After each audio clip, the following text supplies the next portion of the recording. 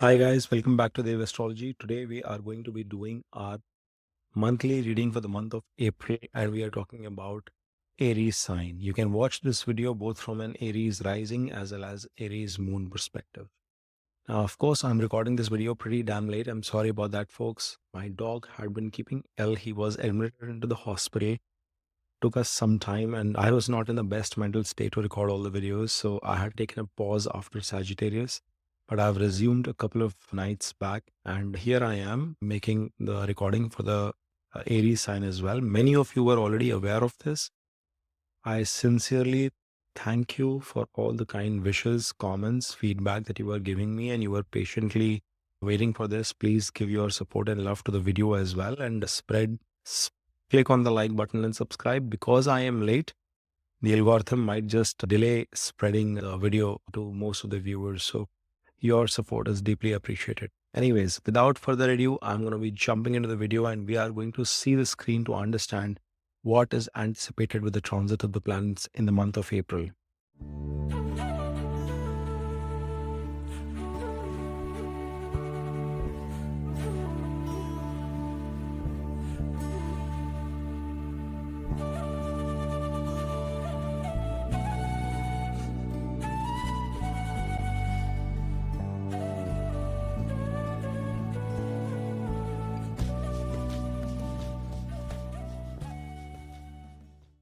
Now, of course, there is a party going on into the sign of Pisces in your 12th house at this point in time. If you are watching this video from an Aries moon perspective, please don't hate me saying the word party because I know Sadesati has already started for you. I'm going through one. So there has to be some fun and banter with Sati as well, folks, isn't it? But any which ways, from an Aries rising or moon sign perspective, there is an accumulation, a cloud of planets that are sitting in your 12th house.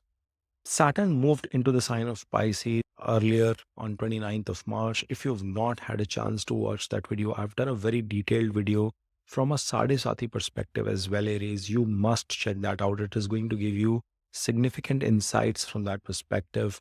It has come into Purv Bhadrapada Nakshatra. It walked in with a combusted situation, but in the next couple of days, that combustion is going to move away. It is going to be in its normal self, albeit in association with a very closely tied Rahu next to him. But on 27th of April, he will be coming into Uttar, which is ruled by Saturn himself. So he is going to be in a much comfortable slot, sitting in a nakshatra, which is for himself. Then you have Sun also sitting in Pisces, but he is traversing ahead into your ascendant sign itself. There's so much relief coming in with that because he is going to come into exaltation, much needed situation. You guys are going to bounce back with respect to your self belief, confidence, etc. And we'll touch upon that in a bit. Mercury is also in Pisces.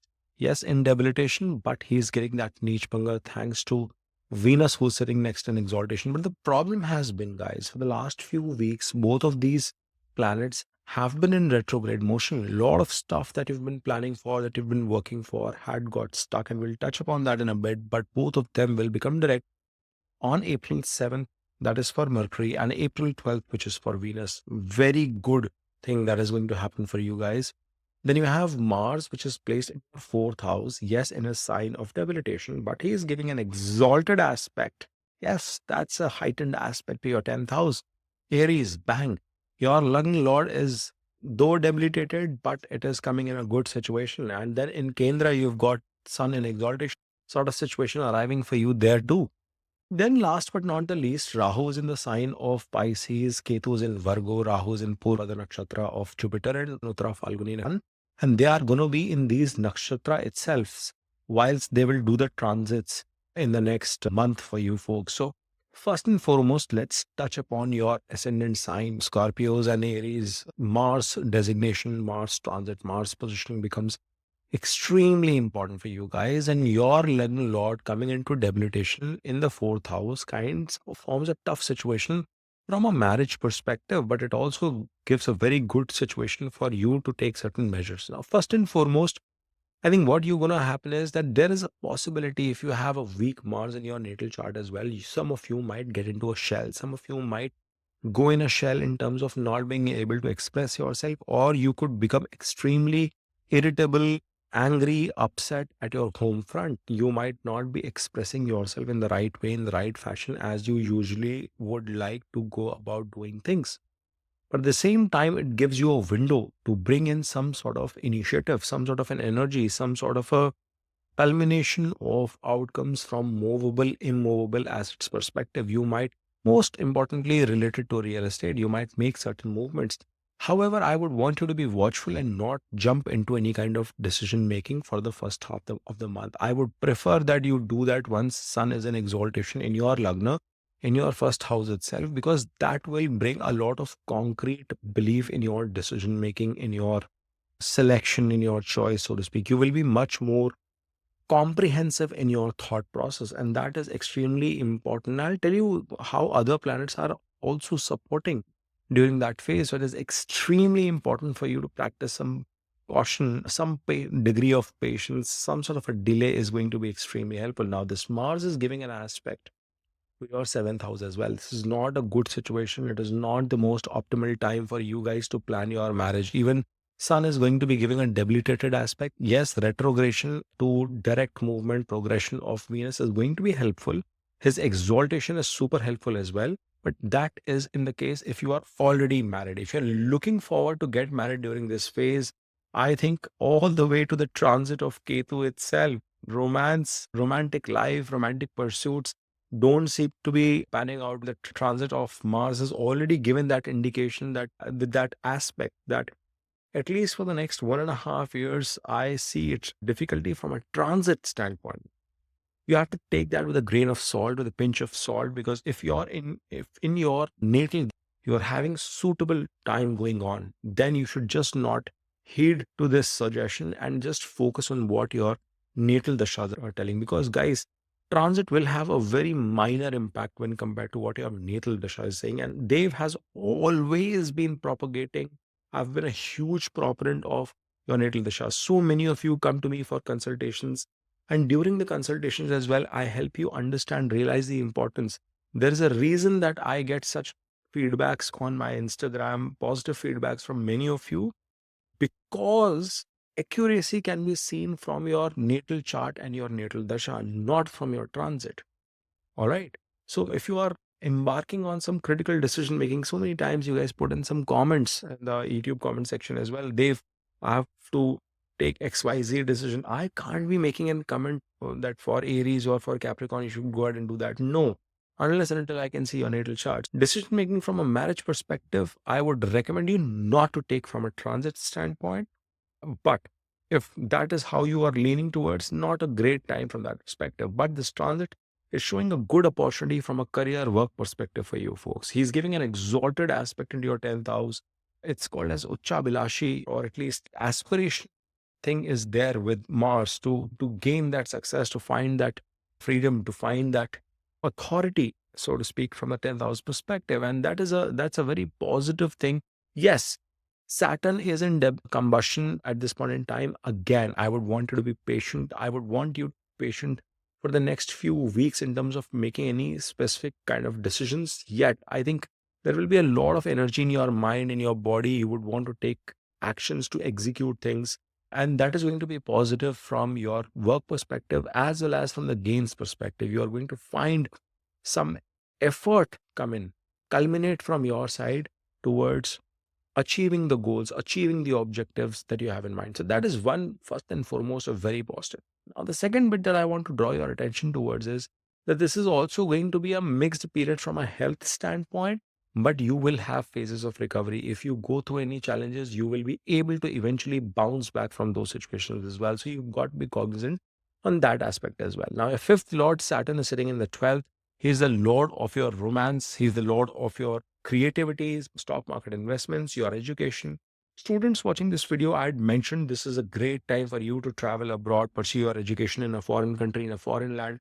And I think that period is going to continue. Many of you are going to find stupendous success through the course of April and May. You are going to find stupendous success in terms of achieving that moment. Even if you have been planning to get into a non-international university just in Wherever you study, wherever you reside, even in your local vicinity, you are going to find positive success coming your way. That's a good thing. For singles watching this video, from a romance standpoint, what I see is that there will be certain difficult situations. There would have been difficulties that were propped up in the last few weeks itself. Last 5, 6 weeks would have been turbulent for your relationships. Things would have not panned out the way you would desire. But single folks are going to see a movement in their relationship front from the middle of April, from the mid part of April. So 14th April onwards, you are going to see that shift come to your life.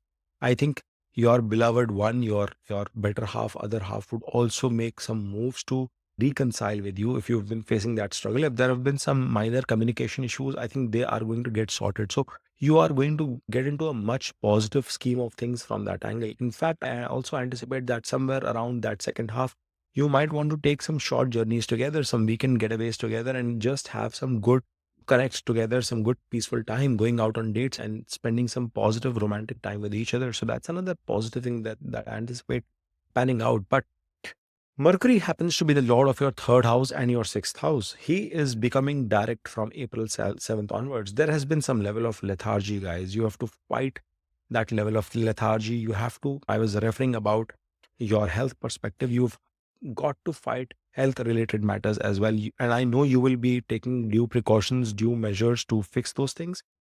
But very importantly, Mercury is getting a niche bang, but he's in retrogression. You felt the itch at your workplace. You felt some issues coming in at pop up at your workplace as well. Those issues will start resolving from second week of April onwards. Once Venus is also becoming direct, and he is giving that support to Mercury. Mercury is giving an exalted aspect to your sixth house. What you are going to realize is, guys, that from a job front perspective, you will find some sort of success come your way. I wouldn't be surprised if some sort of a job shift happens. I've time and again alluded to that bit in this period, and I anticipate many of you might be getting new job offers, international job offers that required you to make a shift in your residence as well. That is another probability I see rising for many of you Aries. Now, of course, if you're watching from an Aries moon perspective, it's a Sadhe period. So that trigger is bound to come into play. So for moon sign guys, you will feel that all the more heightened energy on that front that could come into play for you. Now, Venus, on the other hand, is the lord of your second house as well as your seventh house. Very important lordship he holds, and he is sitting in exaltation for you. Now, he's also been sitting in Parivartan Yoga for you, Aries, for a long time. But that Parivartan Yoga in the last few weeks has not been able to give you the sort of impact that you would have anticipated, that the sort of impact you would have desired ideally, even though he's sitting in exaltation.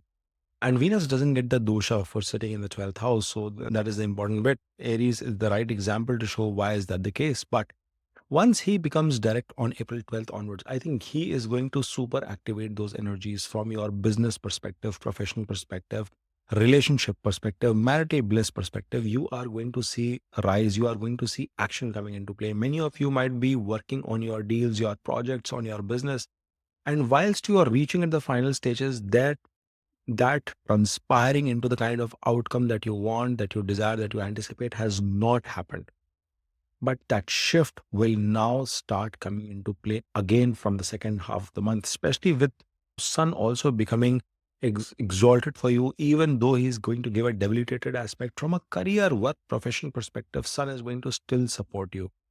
The conjunction for Venus is with Rahu as well as with Saturn. Expansion from a workforce perspective, from a work front perspective, is going to come into play for your business. It's going to be positive side. Even though the conjunction for Saturn is with Rahu, I'm still very optimistic for you guys, Aries. That's a positive bit that is coming into play.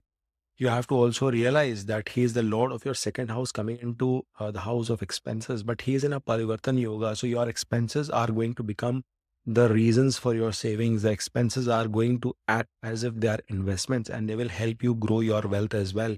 Jupiter has been trying to offer that support to you, but because of the retrogression of Venus, that was not happening. Again, as I said, something was about to materialize, something was about to come to a closure, but could just not transpire that way. That shift will definitely be activated.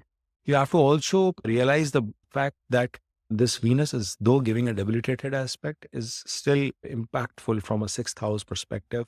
Please be watchful from a health perspective. I cannot repeat that waveform, an impact coming into your life. So, somewhere from a health perspective, you are going to definitely be impacted there.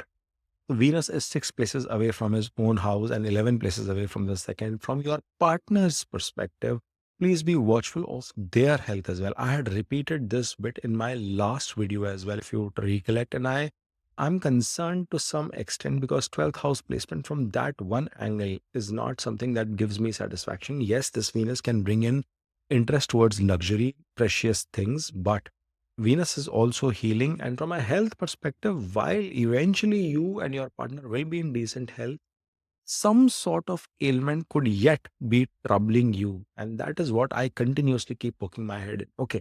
As I move ahead, we would like to have a look into your Jupiter as well, which is in Parivartan Yoga, is the Lord of your 12th house as well as your ninth house. So, the Lord of destiny, fortune, support from superiors, bosses, father, sitting in the second house, not been able to favor so far, but he will start supporting you again.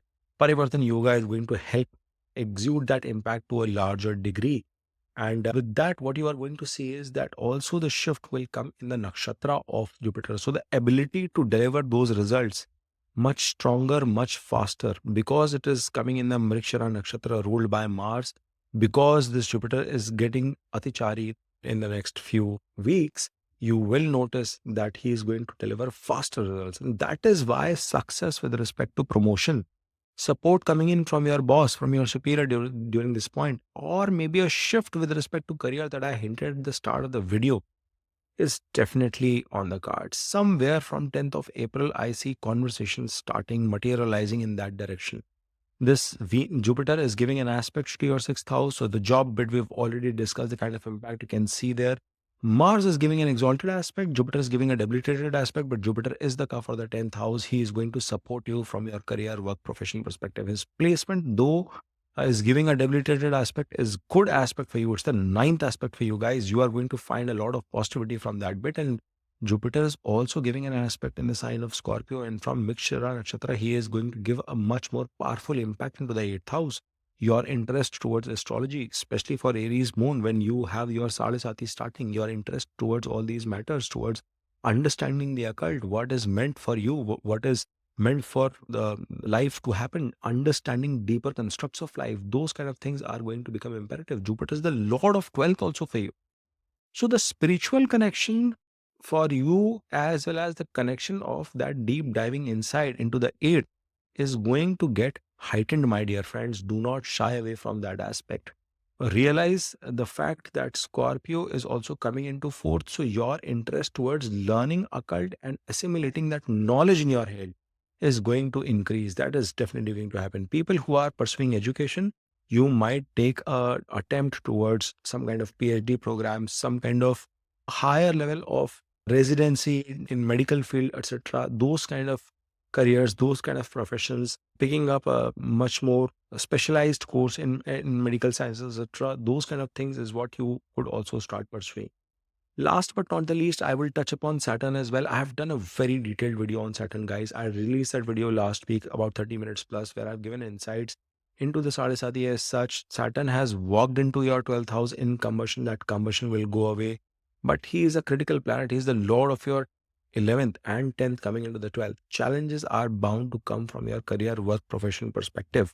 You are going to struggle some tad bit, but do not worry. You are also going to bounce back from those problems. You are also going to do better from those problems. And this placement of Saturn is not at all bad. If you are watching this from a Sadhisati perspective, it is not too tough. It is not as wild as it was for some of the other zodiac signs. So all in all, I think the month of April will give you opportunities to rise. It will give you opportunity to do better week over week. There are going to be certain challenges, but you have all the alignment in your chart and in your placements within your free will to overcome those problems and take yourself to better course. I hope you've enjoyed watching this video. If you have, then you must smash on that like button, subscribe to Dave Astrology, and keep watching.